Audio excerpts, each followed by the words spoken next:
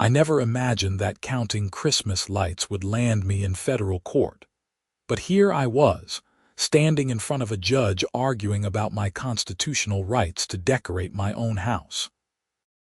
It started on a frigid December morning in 2024, when I stepped outside my home in Naperville, Illinois, coffee mug in hand, to admire the work I had done the previous weekend. My two-story colonial looked absolutely spectacular with white icicle lights draped along every edge of the roofline, gutters, and even the porch railings.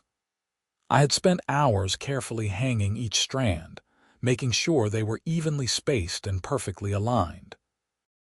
The effect was exactly what I wanted, a winter wonderland that would make my kids smile every time they came home. My name is Derek Emmerson, and I had lived in the Meadowbrook Estates subdivision for 3 years. The neighborhood was nice enough, with well-maintained lawns, friendly neighbors, and decent schools nearby. But it came with something I had grown to despise: an increasingly aggressive homeowners association led by a woman who seemed to find joy in making everyone miserable. I was admiring my handiwork when I noticed her marching down the sidewalk toward my house. Patricia Thompson, the HOA president, was a 52-year-old woman with short blonde hair that she kept in what I called an aggressive bob, the kind that seemed to say she wanted to speak to the manager before she even walked into a building. She wore her usual uniform of khaki pants, a fleece vest, and a permanent scowl that suggested the world was constantly disappointing her. "Derek," she called out, her voice sharp enough to cut through the morning air. "Derek Emmerson, we need to talk about your lights." I took a slow sip of my coffee, already feeling my blood pressure rise. "Good morning to you too, Patricia. What about my lights?" She stopped at the edge of my driveway, pulling out her phone and tapping at the screen with aggressive efficiency. According to the HOA bylaws, Section 12, Paragraph 4, Subsection C, holiday decorations are limited to a specific number of light strands. You are currently in violation. I stared at her, waiting for the punchline that never came. "You're joking, right?" "There's a limit on how many lights I can put up. 350 individual bulbs per residence," she said, reading from her phone. "You currently have," she paused, squinting at my house, "far more than that. I counted at least 600, possibly 700. "You counted my lights." I could not believe what I was hearing. "Patricia, seriously, you stood here and counted every single bulb on my house." "I did my duty as HOA president," she replied, her chin lifting with what she clearly thought was righteousness. "The rules exist for a reason, Derek. If we let one person violate them, then chaos ensues. Next thing you know, someone will put up an inflatable Santa the size of their house." "Would that really be so terrible?" I asked, but she was already shaking her head. "You have 48 hours to reduce your light display to the acceptable number, or you'll receive a fine. $500 for the first offense, doubling with each subsequent violation." She tucked her phone back into her vest pocket. "I'll be by on Thursday to verify compliance." She turned and walked away before I could respond, leaving me standing in my driveway, coffee growing cold in my hand, wondering what kind of person counts their neighbor's Christmas lights. I went inside and immediately called my wife, Rachel, who was at work.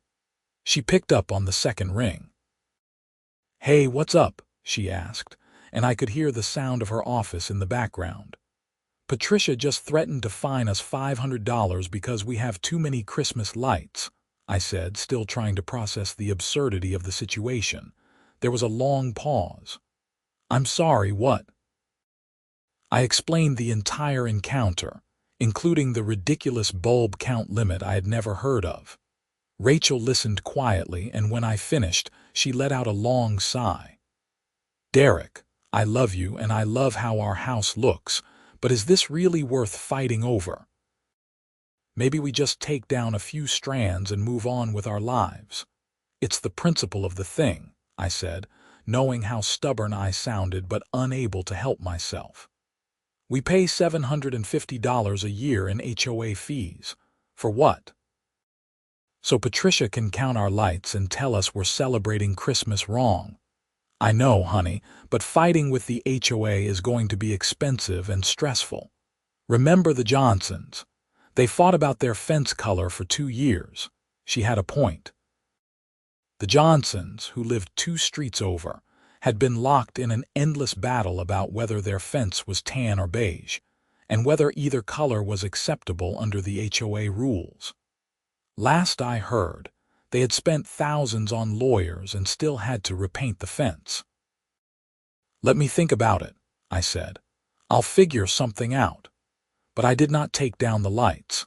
Instead, I spent that evening digging through the massive binder of HOA rules and regulations that had been dumped on us when we closed on the house. It was 273 pages of dense legalese, covering everything from acceptable mailbox styles to the exact shade of white your trim could be painted. I found the section Patricia had mentioned, buried deep in the holiday decoration guidelines. Sure enough, there it was. Residents may display holiday lighting not to exceed 350 individual bulbs to maintain neighborhood aesthetic uniformity and prevent excessive electrical usage. I read it 3 times, feeling my anger build with each pass. This was not about electrical usage or aesthetics. This was about control, pure and simple. Someone, probably Patricia herself, had decided that people celebrating holidays with enthusiasm was somehow a problem that needed to be regulated. I kept reading and found more absurdities. Halloween decorations could not be displayed more than 2 weeks before October 31st and had to be removed within 48 hours after. Valentine's Day decorations were limited to wreaths or door hangings no larger than 18 inches in diameter. There was even a section on birthday decorations, limiting yard signs to a single sign no larger than 2 feet by 3 feet, displayed for no more than 24 hours. My phone rang, startling me out of my reading. It was my neighbor, Tony Martinez, who lived 3 houses down. "Derek, man, I heard Patricia came by your place this morning, about the lights." "Yeah," I said. "Apparently I'm a criminal for excessive holiday cheer." Tony laughed, but there was no humor in it. "She hit up the Chens yesterday. Said their inflatable snowman was 3 inches too tall according to the rules. Made them deflate it and measure it in front of her." "You're kidding." "I wish. Look, a few of us have been talking. Patricia has gone completely off the rails this year. Last month, she fined the Washingtons because their teenage son's car was parked in their driveway for more than 72 consecutive hours. It's his car. He lives there. Where else is he supposed to park? Why hasn't anyone pushed back?" I asked. "Because fighting the HOA costs money and time, and most people just want to live their lives. But if you're thinking about making a stand, you should know you're not alone. A lot of people are sick of this." We talked for a few more minutes, and Tony mentioned that at least 8 families in the neighborhood had received violation notices in the past month alone, for increasingly petty infractions. It seemed Patricia had decided that her role as HOA president meant she was the neighborhood's personal dictator. Thursday came faster than I wanted. I had not touched my lights, had not removed a single strand. I was sitting in my home office, trying to focus on work, when I saw Patricia's car pull up outside. She got out with a clipboard and what looked like a camera and stood on the sidewalk, blatantly counting my lights again. I watched her from the window, seeing her lips move as she tallied up bulbs, occasionally taking photos. The whole process took about 20 minutes. When she finished, She walked up to my front door and knocked with the aggressive efficiency of someone who enjoyed delivering bad news. I opened the door before she could knock a second time. "Derek," she said, "I've completed my inspection. You have not removed any lights. You are now in violation and will be receiving a $500 fine. You have 10 days to pay, after which late fees will accrue at $50 per day." "Patricia, this is insane. You know that, right? Counting Christmas lights, fining people for celebrating holidays." Her expression did not change. "The rules are the rules. If you have an issue with them, you can bring it up at the next HOA meeting." "When is that?" "February 10th. "February." "Patricia, Christmas will be over by then. The lights will already be down." She shrugged, a small, tight movement that conveyed exactly how little she cared. "Then I guess you should have thought about that before violating the rules. You'll receive your formal fine notice in the mail within 3 business days." She turned and walked away, and I stood there feeling a rage I had not experienced in years.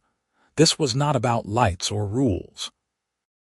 This was about someone drunk on the tiny amount of power they had been given, using it to make other people's lives harder for no reason other than that they could. I called a lawyer that afternoon. His name was Mitchell Crane, and he specialized in HOA disputes. His receptionist got me an appointment for the following Monday. When Rachel got home that evening, I told her what happened. She sat at the kitchen table, head in her hands, and I could see her working through the stress calculation in her mind. "How much do you think a lawyer will cost?" she asked finally. "I don't know, but I know that if we just roll over on this, Patricia will keep pushing. Today it's lights, tomorrow it's something else. Where does it end?" Rachel looked up at me and I saw the frustration in her eyes but also understanding. "Okay, let's talk to the lawyer. See what he says. But Derek, if this is going to cost us thousands of dollars and months of stress, we need to seriously consider whether it's worth it." "I know. I promise. I'm not being crazy about this, but something feels really wrong here and I can't just ignore it." The formal fine notice arrived on Saturday, sent via certified mail. It was a cold, impersonal document that laid out my violation, the fine amount, and the payment timeline. It also included a grainy photo of my house with the lights on, taken from the street, with the bulb count written in red marker across the bottom. 684 bulbs violation. I stared at that photo for a long time, thinking about the fact that Patricia had stood outside my house, in the cold, counting lights with enough dedication to reach an exact number. The level of pettiness was almost impressive. Monday finally came, and I took the morning off work to meet with Mitchell Crane. His office was in downtown Naperville, in a converted Victorian house that now held several small law practices. The waiting room had comfortable chairs and coffee that was significantly better than what I made at home. Mitchell was in his early 50s, with gray hair and a tired smile that suggested he had seen every kind of HOA nightmare imaginable. He shook my hand and led me back to his office where I laid out the entire situation. He listened without interrupting, occasionally taking notes. When I finished, he leaned back in his chair and tapped his pen against his desk. "Okay, so first things first. Yes, this is ridiculous. No, you're not crazy for being upset about it. HOAs have been getting increasingly aggressive over the past decade, and I've seen cases that make yours look tame." He paused. "That said, fighting an HOA is not easy or cheap. They have legal funds and they can be incredibly stubborn." "So what are my options?" I asked. "Well, you can pay the fine and take down some lights. That's the cheapest and fastest option, but it doesn't address the underlying problem." He pulled out a legal pad and started writing. "Option 2, you can fight the fine through the HOA's internal dispute process. Most HOAs have a mediation or appeals procedure built into their bylaws. It's usually free or low cost, but in my experience, it rarely works when the HOA president is the problem. And option 3. Option 3 is we take this to court. We challenge the rule itself as overly restrictive and potentially unconstitutional. I sat up straighter. Unconstitutional. How? Mitchell smiled. Holiday displays, including Christmas lights, have been recognized by several courts as a form of expressive conduct protected by the First Amendment. You're expressing your celebration of a holiday, your religious or cultural beliefs, your festive spirit. The government can't restrict that without a compelling reason, and I would argue an HOA, acting as a quasi-governmental body in your neighborhood, is similarly restricted. But they're not the government, I said. True, but they exercise government-like power over residents. They make rules, enforce them, levy fines, and can even put liens on your property if you don't pay. Several courts have held that HOAs must respect constitutional rights, especially when it comes to speech and expression. I felt a spark of hope. So we could actually win this, maybe. It depends on the judge, the specific facts, and how well we argue the case. But here's the thing, Derek. This will not be fast and it will not be cheap. We're talking months, possibly a year or more. Legal fees could easily run into the tens of thousands. The hope dimmed considerably. That much. HOA litigation is expensive. Discovery, motions, court appearances, it adds up fast. And if the HOA decides to fight hard, which they usually do, costs escalate. He saw my expression and softened. Look, let me make some calls. There might be a civil liberties organization that would be interested in this case. The First Amendment angle makes it compelling. If we can get someone like the Icicle or a similar group involved, they might take it on pro bono or at least help with costs. That would be incredible, I said. No promises, but let me see what I can do. In the meantime, don't pay the fine. That could be seen as accepting the penalty and waiving your right to challenge it, but also be prepared for them to escalate. Late fees, additional fines, maybe even a lien on your property. I left his office with mixed feelings. On one hand, there was a possible path forward. On the other, the reality of what I was getting into was starting to sink in. This was not just about lights anymore. This was about time, money, and a fight that could consume the next year of my life. Rachel was less enthusiastic when I told her that evening. Tens of thousands, Derek. We don't have that kind of money sitting around. We have a mortgage, car payments, the kids' activities. I know, but Mitchell said he might be able to get a civil liberties group involved. They could do it for free. And if they don't, I did not have a good answer for that. The next few weeks were tense. I kept my lights up, even as the late fees started adding up on paper. Patricia sent another notice, then another, each one adding $50 per day to my balance.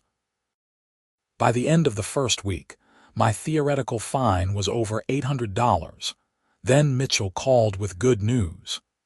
The Illinois chapter of the American Civil Liberties Union was interested in my case. Very interested, in fact. They saw it as an excellent opportunity to challenge HOA overreach and establish precedent about expressive conduct protections in planned communities. I met with their lead attorney, a sharp woman in her 30s named Jennifer Pack, who explained that they would represent me for free, but I would need to be the named plaintiff and be prepared for public attention. This will likely make the news, Jennifer said. HOA stories always do, especially when they're this absurd. You'll probably get interview requests, social media attention, the works. Are you comfortable with that? I just want to put up Christmas lights without being fined, I said. She smiled. I understand. But fighting this publicly is part of the strategy. Public pressure can sometimes make HOAs back down faster than legal pressure. We filed the lawsuit in early January 2025 in the United States District Court for the Northern District of Illinois. The complaint was 37 pages long and argued that the HOA's light count restriction violated my First Amendment rights to free expression, that it was unconstitutionally vague, and that it was arbitrary and capricious in its enforcement. Jennifer was right about the news. Within 24 hours of filing, my phone started ringing. First it was the local paper, then a Chicago TV station, then a national news website. Everyone wanted to talk about the guy who was suing his HOA over Christmas lights. I gave a few interviews, trying to stay calm and reasonable, explaining that this was not about me wanting to blind the neighborhood with lights, but about the principle that people should be able to celebrate holidays on their own property without bureaucratic interference. The story went viral. Suddenly, I was getting messages from people across the country sharing their own HOA horror stories. Someone in Arizona had been fined for having the wrong shade of rocks in their front yard. A woman in Florida was being sued by her HOA because her pet ducks violated the no farm animals rule. A man in Texas was facing thousands in fines because his mailbox was 6 inches too tall. The outpouring was overwhelming and, honestly, a little depressing. It seemed like every neighborhood with an HOA had someone like Patricia, drunk on petty power and making lives miserable. Patricia herself declined all interview requests, but the HOA board issued a statement saying they were disappointed that I had chosen to waste taxpayer resources on a frivolous lawsuit instead of working within the system. The statement conveniently ignored that the next opportunity to work within their system was not until February, well after the holidays. The HOA hired a big law firm out of Chicago to defend them. The firm specialized in representing HOAs and property management companies. Their response to our complaint was aggressive, arguing that I had voluntarily agreed to the HOA's rules when I purchased my home, that the rules were reasonable and necessary to maintain property values, and that the First Amendment did not apply because the HOA was a private entity, not the government. "They're going to fight this hard," Jennifer told me during a phone call in late January, "but that's expected. We've got a strong case." The preliminary hearing was set for March. In the meantime, I kept my lights up, even though Christmas was long over. It seemed silly to have icicle lights glowing in late January and February, but it had become a symbol now. Several of my neighbors did the same, keeping their holiday decorations up in solidarity. Tony Martinez put up even more lights, pushing well past 1,000 bulbs. The Chens reinflated their 2 tall snowmen and added a banner that said, "HOA overreach is un-American." Even some neighbors I barely knew started pushing back, questioning other HOA rules and making it clear they were tired of Patricia's regime. Patricia responded by escalating. She started handing out fines like candy. Suddenly, everyone's grass was too long or too short. Trash cans were visible from the street for more than 30 minutes after pickup. Cars were parked in driveways at unapproved angles. It was petty tyranny at its finest. But the more she pushed, the more people pushed back. Someone created a Facebook group called Meadowbrook Estates HOA Resistance that quickly grew to include over half the neighborhood. People started sharing their violation notices, comparing fines and organizing. A recall petition started circulating to remove Patricia from the board. Under the HOA's bylaws, 20% of homeowners could trigger a special election. The petition hit that threshold in less than a week. Patricia sent out an email calling the petition a coordinated attack by malcontents who do not respect the community standards we have all agreed to uphold. The email only made more people sign the petition. The special election was scheduled for early March, just a few days before our court hearing. The atmosphere in the neighborhood was tense. You could feel the divisions on every street. Some people had signs in their yards supporting Patricia, saying things like rules matter and property values first. Others had signs supporting the recall, or signs supporting me, or just signs that said, "Let people live." My kids did not really understand what was happening. They were 8 and 6, and to them, the lights were just pretty. They did not get why it was such a big deal, and honestly, sometimes I struggled to explain it in a way that made sense even to myself. "Daddy, why is that lady mad about our lights?" my daughter Emma asked one evening. "Because she thinks there are too many," I said, "but they're pretty." "I think so too, sweetheart. Then why do we have to take them down?" "We don't. That's why we're fighting to keep them up." She seemed satisfied with that answer and went back to her coloring. Kids had a way of cutting through the nonsense and getting to the heart of things. The lights were pretty. They made people happy. That should have been the end of the discussion. The special election happened on a cold Tuesday in March. The voting took place in the community clubhouse, and the turnout was massive. Over 80% of homeowners showed up, which according to longtime residents was unprecedented. Patricia lost by a landslide. 67% of voters supported her removal. The new board, elected the same night, was made up of people who had been vocal critics of the recent enforcement escalation. Their first official act was to suspend all fines issued in the past 6 months, pending a full review of HOA rules and enforcement procedures. I got the news via text from Tony while I was making dinner. Rachel actually cheered when I told her, startling both kids. "Does this mean the lawsuit is over?" she asked. "I don't know. Maybe I'll call Jennifer." But Jennifer thought we should continue. "This is good, really good. It shows you have community support. But we need to establish legal precedent.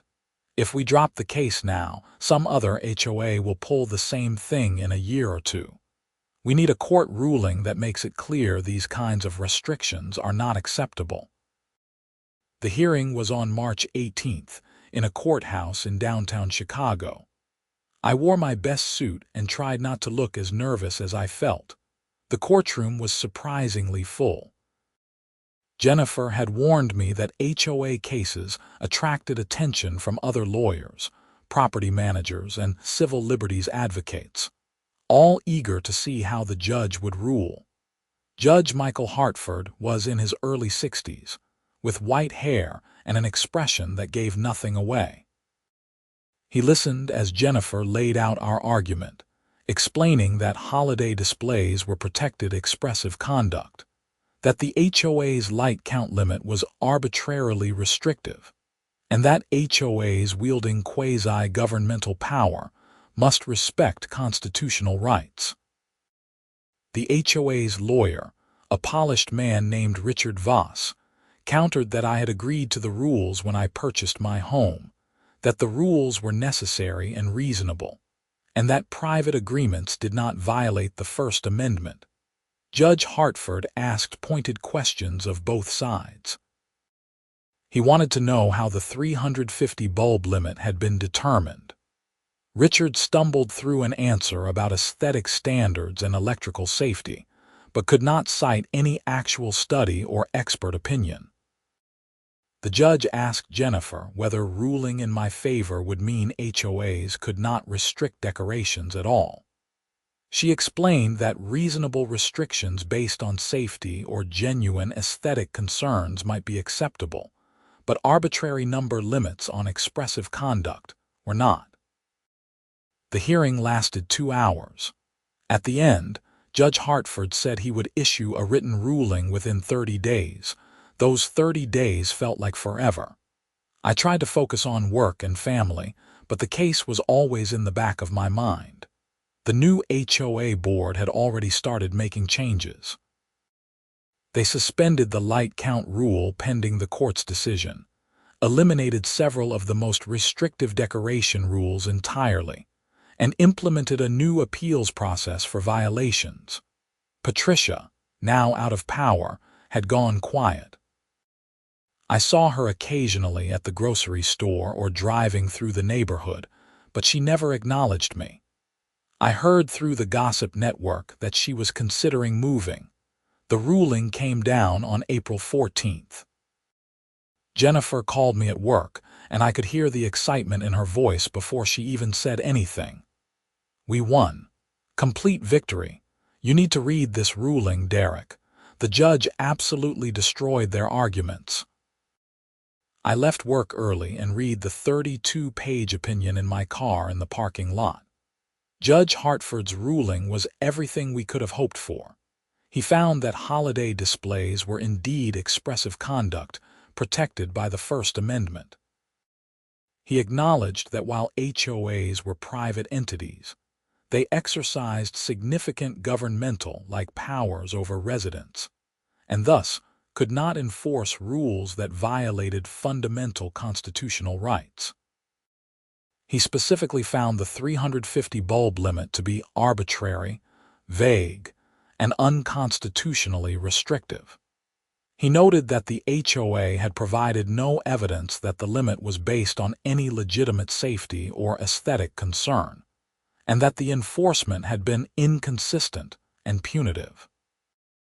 Most importantly, he issued an injunction preventing the HOA from enforcing the light count rule and ordered them to reimburse me for the fines I had not paid, plus my court costs. He also ordered the HOA to revise its decoration rules to comply with constitutional standards within 90 days. The ruling made national news again. Legal experts called it a landmark case for HOA law and First Amendment rights. Other homeowners facing similar restrictions reached out to Jennifer's organization, asking for help with their cases. I gave one more round of interviews, trying to stay humble and focused on the principle rather than the personal victory. But honestly, it felt amazing. It felt like standing up to a bully and winning, not just for myself, but for everyone who had been afraid to fight back. The HOA's law firm initially said they would appeal, but the new board voted to accept the ruling and move on. They issued a statement saying they respected the court's decision and were committed to ensuring all future rules balanced community standards with individual rights. The real work began after that. The new board formed committees to review all the HOA rules, and I volunteered to help. We went through the entire 273-page binder, identifying rules that were overly restrictive, vague, or served no legitimate purpose. We eliminated the holiday decoration limits entirely. We revised the parking rules to be more reasonable. We changed the violation process to include warnings and appeals before fines. We added language explicitly acknowledging that rules had to respect homeowners' constitutional rights. It took months, but by the end of summer, we had a completely revised set of bylaws. We held a neighborhood meeting to present them, and the turnout was even bigger than the special election. People had opinions, lots of them, but the tone was constructive. This was not about one person dictating rules anymore. It was about a community deciding together how to balance individual freedom with collective standards. The new rules passed with over 75% approval. That December, when the holiday season came around again, I put up my lights without counting bulbs or worrying about violation notices. So did everyone else. Some people went all out, turning their houses into elaborate displays with thousands of lights. Others kept it simple. Some did not decorate at all, and that was fine too. The point was that it was a choice, not a mandate. Patricia had moved in October. I heard she bought a condo in a building with no HOA. Part of me felt bad for her. I did not think she was evil, just someone who had gotten too caught up in rules and control and forgot that neighborhoods were made up of real people trying to live their lives. One evening in late December, I was standing in my driveway again, just like I had been a year earlier, looking at my lights. Emma and my son Jack were playing in the front yard, chasing each other and laughing. Rachel came out and stood next to me, slipping her hand into mine. "Worth it?" she asked. "Yeah," I said. "Yeah, I think it was. You know, I was thinking, we should do even more lights next year," I laughed. "Really, really. Go completely over the top, make it the most ridiculous display in the neighborhood." "I thought you said I was being stubborn and difficult." "You were, but you were also right." She squeezed my hand. "Sometimes you have to fight for stupid things because they're not actually stupid, they're about something bigger." I pulled her close and we stood there watching our kids play, the lights twinkling above us, feeling grateful that we lived in a country where you could take your HOA to federal court over Christmas lights and actually win. Tony walked by with his dog and waved. "Looking good, Derek." "I'm thinking about adding another 1,000 bulbs to mine. What do you think?" "I think you should do exactly what makes you happy," I called back. He grinned and kept walking. The next few months brought unexpected developments. Jennifer called in February to tell me that our case was being cited in other HOA disputes across the country. A family in Nevada used our precedent to challenge a rule banning certain types of religious decorations. A man in Georgia cited our case when fighting a restriction on political yard signs during election season. "You started something," Jennifer said. "HOAs around the country are reviewing their rules to make sure they don't have similar constitutional problems. That's real change."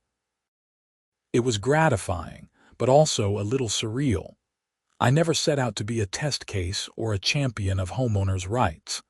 I just wanted to hang Christmas lights without someone counting them. The HOA's insurance company, which had covered their legal costs, conducted an audit of our community's revised rules and apparently used them as a model for recommendations to other HOAs they insured. Risk management, they called it. Avoiding lawsuits by respecting constitutional rights was just good business. Our neighborhood had changed in other ways, too. The annual summer block party, which had been dying out in recent years, came back strong. People seemed more connected, more willing to talk to each other and work through disagreements directly rather than running to the HOA. The new board instituted monthly coffee meetings where residents could bring up concerns in a casual setting. Attendance was voluntary but consistent. Issues that would have been violation notices under Patricia's regime became conversations.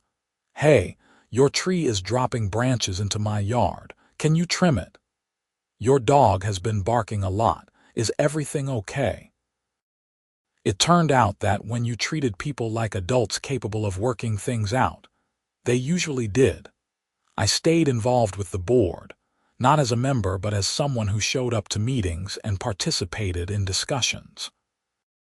I wanted to make sure we didn't slide back into petty enforcement and arbitrary rules. In March of 2026, almost exactly a year after the court hearing, the neighborhood held a celebration. It wasn't officially about the lawsuit, but everyone knew what we were really celebrating. Freedom from tyranny, even the small-scale suburban kind. Someone hired a local band. Someone else organized a potluck. Kids ran around playing while adults stood in clusters talking and laughing. It felt like what a neighborhood should feel like a community of people who chose to be there and chose to treat each other with respect. Patricia's name came up once, briefly. Someone mentioned seeing her at a restaurant and said she looked good, seemed happy. I was glad to hear it. Holding on to anger or resentment served no purpose. As spring turned to summer, I found myself thinking less about the case and more about what came next. The lawsuit had consumed so much of my time and energy for over a year, and now that it was done, I had space to focus on other things. Rachel and I started planning a real vacation, something we had put off during the legal battle. Emma finished second grade with excellent grades. Jack learned to ride his bike without training wheels. Normal life resumed and it felt wonderful, but I never forgot the lesson I had learned. Sometimes you have to stand up for yourself, even when it seems easier to just go along. Sometimes fighting over something small is actually about defending something big. And sometimes, when you take a stand, you discover you're not alone. One evening in June, I got an email from a graduate student at Northwestern University. She was writing her thesis on HOA governance and constitutional rights and wanted to interview me about my case. We set up a phone call and she asked thoughtful questions about my motivations, the community response, and the lasting impact. "You have any regrets?" she asked. I thought about it carefully. The stress was hard on my family, the uncertainty was difficult, but no, I don't regret it. If I had just paid the fine and taken down the lights, Patricia would still be president, and the HOA would still be fining people for ridiculous things. Fighting back made things better for everyone. What advice would you give to someone else facing a similar situation? Document everything. Know your rights, find allies, and don't assume you'll lose just because the other side seems powerful. HOAs count on people being too tired or scared to fight back, but they're not invincible. She thanked me and said she'd send me a copy of her thesis when it was done. I hoped someone would read it and find it useful. In August, the neighborhood held elections for open board seats. The new members ran on platforms of continued reform and community engagement. The candidates who talked about getting tough on violations lost badly. The message was clear. Residents wanted governance that served them, not controlled them. I thought occasionally about writing a book or starting a blog about the experience, but never quite found the motivation. This was one chapter of my life, an important one, but still just one chapter. I had other things to do, a career to advance, kids to raise, a marriage to nurture. But I also knew that if something similar happened again, if some authority figure tried to impose arbitrary restrictions on how I lived my life, I wouldn't hesitate to fight back. The case had taught me that standing up for yourself was not just a right, it was sometimes a responsibility. The holidays rolled around again in late 2026.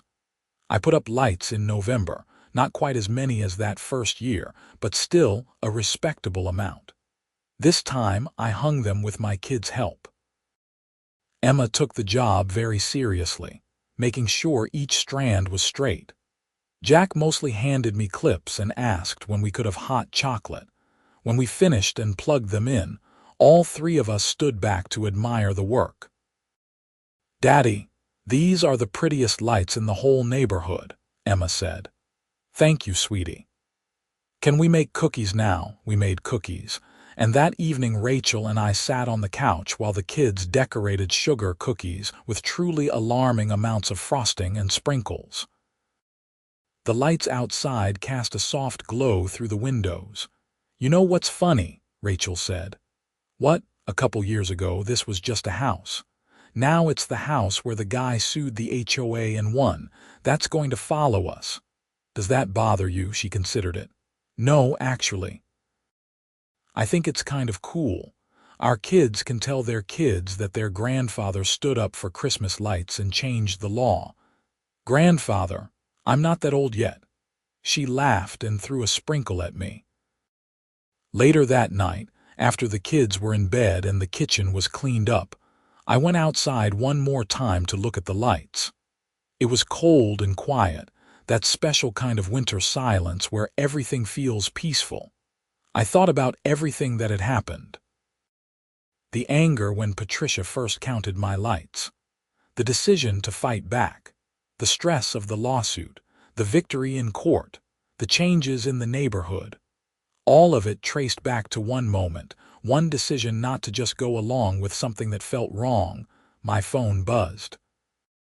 It was a text from Tony. "Lights look great. Thanks again for fighting that fight. You made this place better." I smiled and texted back. "We made it better, all of us." And that was true. The lawsuit might have been in my name, but it represented frustration and hope from dozens of families who were tired of being micromanaged and controlled.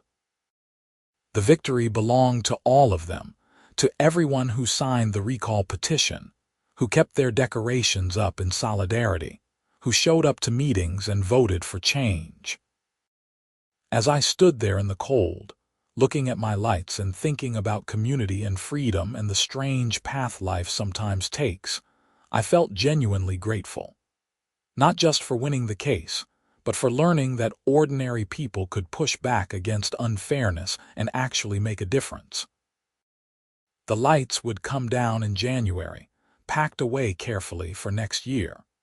Life would go on with its normal rhythms of work and school and family obligations. But something had fundamentally changed, not just in the neighborhood rules, but in me. I had learned that I could fight for what I believed in, that I could stand up to people who seemed powerful and not back down, that principles mattered, even when defending them was expensive and exhausting. I had learned that communities could change, that bad systems could be reformed, that people were generally good and reasonable when given the chance to be. And I had learned that sometimes the smallest things, like Christmas lights on a cold December night, could represent the biggest ideas. Freedom, expression, the right to live your life without arbitrary interference. These were not just abstract concepts. They were real, important, worth defending. I went back inside, made sure the doors were locked, turned off the downstairs lights, and went upstairs. Rachel was already in bed reading. "Kids asleep?" I asked. "Out cold. Sugar crash." I got ready for bed and slid under the covers. Rachel put down her book and turned off her lamp. "Love you," she said. "Love you too." In the darkness, I could see the faint glow of the Christmas lights through the window. They would shine all night, just like they did every night in December, a small declaration of festive spirit and hard-won freedom. Tomorrow I would go to work. The kids would go to school. Life would continue with all its mundane details and small challenges. But I would face it all knowing that when something really mattered, when a principle was at stake, I had stood up and fought and won. That knowledge changed everything and nothing. I was still just a guy with a house and a family and too many Christmas lights. But I was also someone who had defended his rights, changed his community, and established legal precedent that would help others. Not bad for a suburban dad who just wanted to decorate for the holidays. As I drifted off to sleep, my last thought was about next Christmas. Maybe we would do inflatables too, not because we needed them, but because we could. Because the choice was ours to make, and really, that was all I had ever wanted. The freedom to choose, to celebrate, to make my home reflect my family's joy and spirit without someone standing on the sidewalk with a clipboard counting bulbs and issuing fines. The case was over. The fight was won. But the principle remained, alive and important and worth remembering. In a world that often felt overwhelming and beyond individual control, it mattered to know that one person could make a difference, even if that difference started with something as simple as Christmas lights.